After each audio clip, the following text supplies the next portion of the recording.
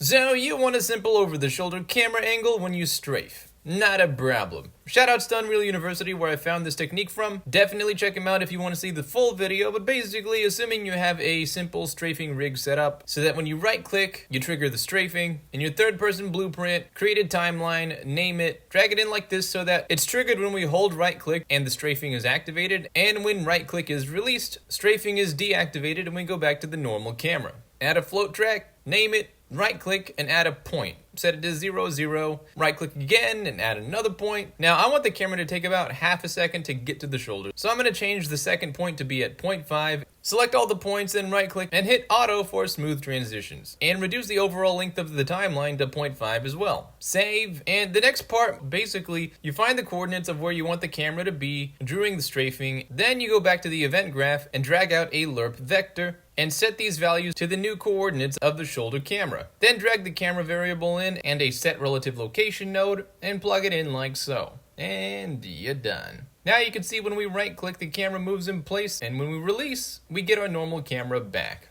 Hope that helps, and as always hope you have a fantastic day and I'll see you around.